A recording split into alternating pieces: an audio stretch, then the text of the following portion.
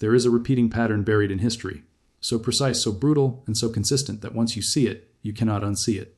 A pattern that has reset civilization not once, not twice, but 5 separate times over the last 2,000 years. Not reformed it, not adjusted it, reset it, meaning total annihilation of debt, complete implosion of financial structures, and the erasure of entire economic systems. Each time it happened, the trigger was different. Sometimes it was hyperinflation that dissolved the currency like acid. Sometimes it was a legally declared jubilee wiping balance sheets clean overnight. Sometimes it was war, burning cities to ash and making all ledgers meaningless. But every reset followed the exact same 6-stage sequence, step for step, like a metronome marking time toward collapse. It happened in ancient Rome around 33 AD. It happened across medieval Europe around 1347. It happened in revolutionary France around 1789. It happened in Weimar Germany during 1923. It happened in post-war Europe during 1953. 5 eras, 5 civilizations, 5 unique contexts, yet one identical pattern. Every single time the debt seemed manageable. Every time leaders promised confidently that repayment was possible. Every time economists produced models insisting recovery was just around the corner. And every time mathematicians looked at the numbers and said the same thing. It is impossible. And every time the impossible became unavoidable. The debt was erased anyway, obliterating the savings of ordinary people, destroying lifetimes of work, and transferring wealth upward in quantities so vast that today's billionaires would appear insignificant by comparison. Right now, in the year 2025, the world is standing at the exact same threshold. Global debt has surged to roughly 335% of total global GDP. That is more than $300 trillion of combined government, corporate, and household debt resting on an annual global economic output of only $90 trillion. The United States alone now carries $36 trillion in federal debt. Student loans total $1.7 trillion. Auto loans exceed $1.6 trillion. Credit card balances surpass $1.2 trillion. Corporate borrowing sits above $11 trillion. The mathematics are merciless. This debt cannot be repaid. We are currently sitting in stage 3 of the same 6-stage pattern that has already played out 5 times throughout history. And history shows that stage 4, stage 5, and stage 6 always follow, reliably and mechanically. The only unknown is which mechanism delivers the reset. Will it be hyperinflation that annihilates the currency? Will it be a legislated jubilee that vaporizes creditor wealth overnight? Or will it be war that physically destroys enough infrastructure and population to make debt mathematically irrelevant? This is not prophecy. This is not ideology. This is pattern recognition. And to understand the present, you need to understand the past, how these cycles unfolded before, why they are repeating now, and what they mean for every dollar you have saved, every debt you owe, and every asset you believe you own. But before we dissect the historical examples, we need to define something critical. What is a debt jubilee, and why is it not optional?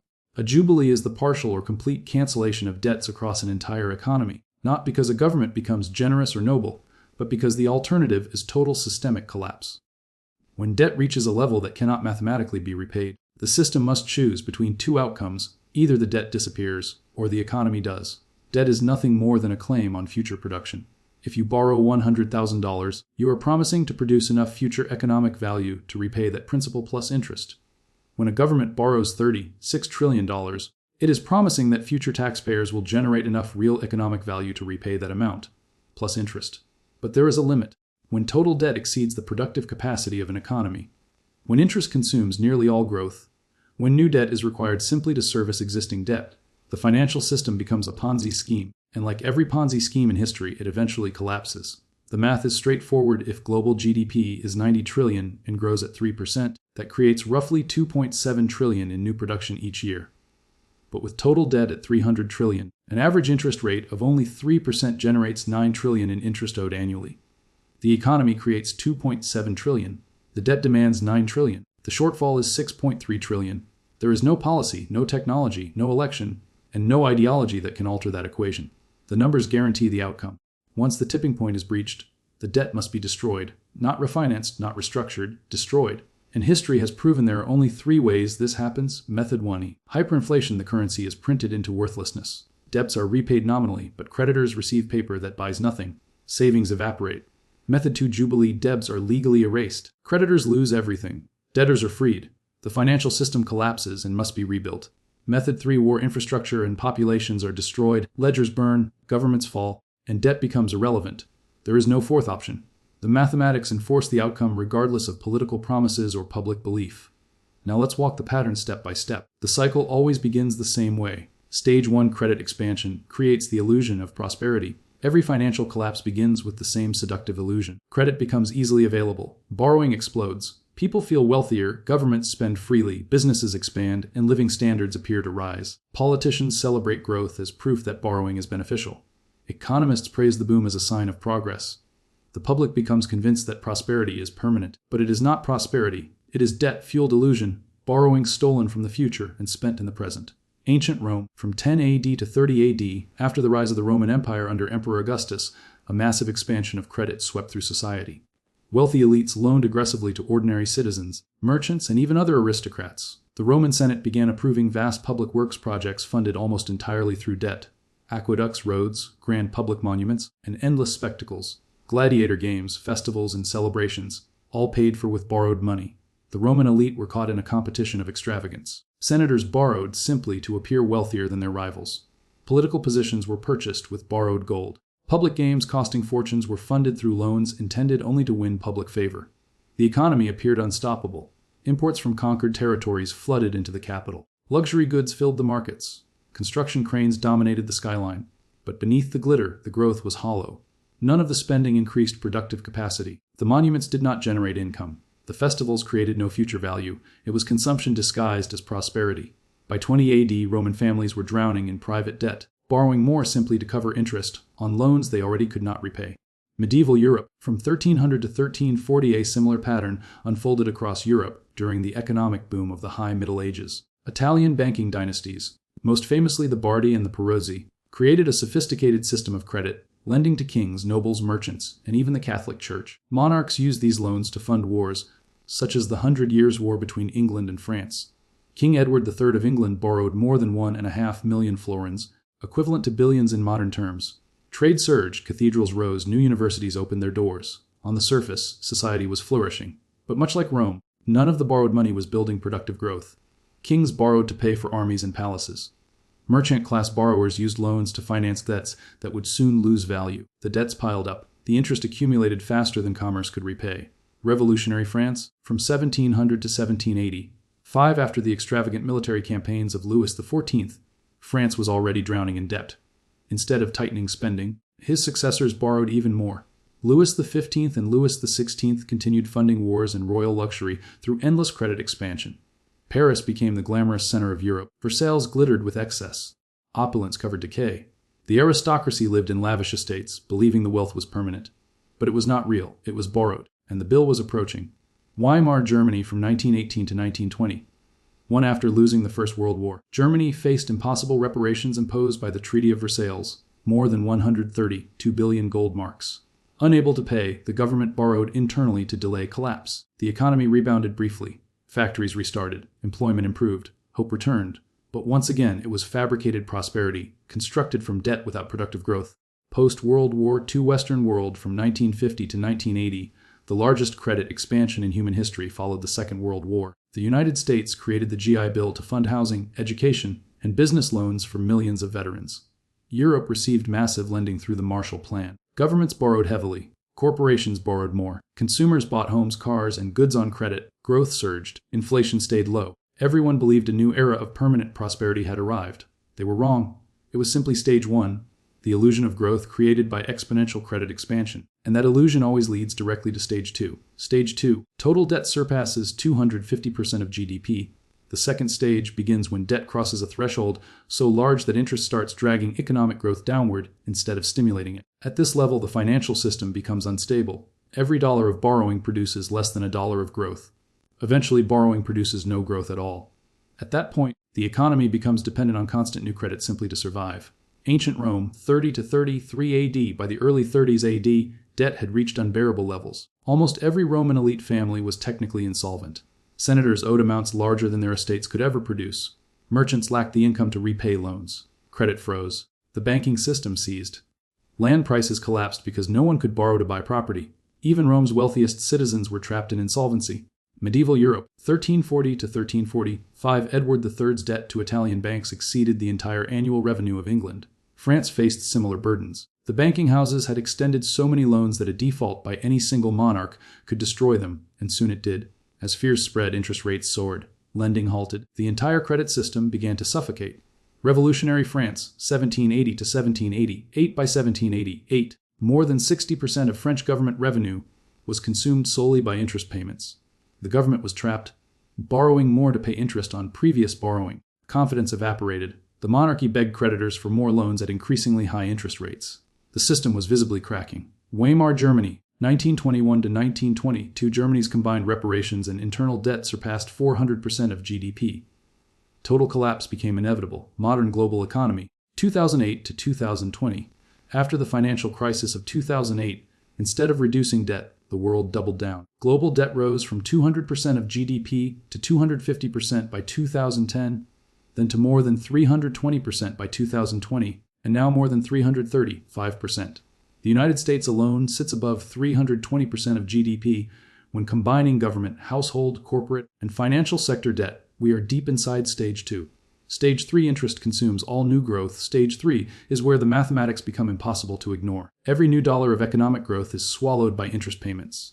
Growth no longer improves prosperity, it merely slows collapse. This is where economies become debt traps. Ancient Rome, 33 AD. Credit froze. Debts were called in. Property values crashed. Commerce stalled. Debtors' prisons overflowed. The system was strangled by interest. Medieval Europe, 1345. Edward III stopped paying his debts. The Bardi and the Peruzzi banks collapsed. Italian finance disintegrated. Without credit, trade collapsed across Europe. Revolutionary France, 1780. The monarchy spent 60% of revenue on interest. The government borrowed just to pay interest. A textbook Ponzi structure. The result? Revolution. Weimar Germany, 1922 to 1923. Interest could not be paid. Printing began. Inflation exploded. Modern world today, the United States pays nearly $1 trillion per year in interest, more than the defense budget. If interest rates rise even slightly, payments could exceed $1.5 trillion annually. Real GDP growth adds only $500 to $700 billion per year, meaning interest consumes 100% of new growth right now. This is Stage 3. We are there today. Stage 4. The moment the system becomes mathematically unpayable, Stage 4 is the breaking point. The instant when anyone capable of basic arithmetic realizes repayment is impossible. It is the collapse of belief. Debt is not just financial, it is psychological. It functions only as long as the public believes repayment can occur. When belief dies, the timeline accelerates. Ancient Rome, 33 AD. The Roman Senate passed emergency laws requiring creditors to hold 2/3 of their capital in Italian land to stabilize prices. But no one wanted to lend anymore. No one trusted the system. Major patrician families were exposed as bankrupt. The illusion of prosperity shattered. The debt was undeniable and unpayable. Medieval Europe, 1347. After the collapse of Italian banks, debt restructuring attempts failed. England's annual tax revenue was £100,000. Its debt to Florence was £900,000. Even paying every coin collected for 15 straight years would not cover the balance. Reality set in, the debts would never be repaid. Revolutionary France, 1780. 9 public records prove that the government could eliminate the military, fire every official, cancel all public spending, and still be unable to cover interest. Faith collapsed. The streets exploded. Weimar Germany, mid-1923. A loaf of bread cost billions of paper marks. The currency disintegrated. Debts denominated in gold became infinite relative to income. Everyone knew the system was finished. Modern world. Right now, the United States would need budget surpluses of $1 trillion per year for more than 35 years, while simultaneously paying roughly $1 trillion in annual interest, simply to return to zero. That would require tax hikes of 50% or spending cuts of 70%. Neither can happen. Globally, $300 trillion of debt would require more than 3 years of total world economic output just to repay. Meanwhile, people still need to eat, governments must function, and businesses must operate. The numbers guarantee the outcome. We are living inside Stage 4. Stage 5. Political pressure for a reset. When a system reaches the point of mathematical impossibility, society fractures into two opposing forces, debtors demanding relief and creditors demanding protection. Political battles become existential. Civil unrest emerges. Policies grow extreme. Compromise becomes impossible. Ancient Rome, debtor prisons were full. Mobs attacked the estates of wealthy creditors. The plebeian tribunes demanded full cancellation of debts. The Senate refused. Chaos escalated. Medieval Europe, debtors argued that if banks collapsed, their loans died with them. Nobles refused to repay kings who had already defaulted. The social contract disintegrated. Then the Black Death arrived and ended the debate through catastrophe. Revolutionary France, the Third Estate demanded default. The aristocrats refused. The standoff ignited revolution, executions, and bloodshed. Weimar Germany, workers rioted. Strikes shut down industry. Radical political parties promised debt cancellation. A young Adolf Hitler attempted a coup on a platform of refusing reparations. Modern world today, student loan forgiveness movements, mortgage forbearance campaigns, calls for universal basic income, wealth taxes, sovereign debt cancellations. Left and right both demanding relief, only with different narratives. Politicians know the system is breaking. Temporary measures are attempts to delay Stage 6. Pressure is building. Stage 5 is here. Stage 6, the reset. Hyperinflation, jubilee, or war. The final stage arrives when the system can no longer sustain itself. The debts are not repaid. They are destroyed. The method varies, but the outcome never does. Creditors lose, savers lose, ordinary people suffer, wealth transfers, and a new financial order emerges from the wreckage. Ancient Rome used public money to bail out debtors, then debased currency until silver coins contained almost no silver. Inflation destroyed purchasing power. Medieval Europe saw the Black Death kill half the continent. Debts became meaningless when there were not enough people alive to enforce them. Revolutionary France printed paper called assignats until it collapsed to 1% of its original value. Weimar Germany printed currency until it took wheelbarrows of cash to buy bread, then reset with a new currency. Post-World War II, Europe negotiated a structured jubilee, cutting German debt in half. Different triggers. Same mathematical outcome. Debt erased through destruction. Where we stand now, the world has already moved through Stage 1, Stage 2, Stage 3, and Stage 4.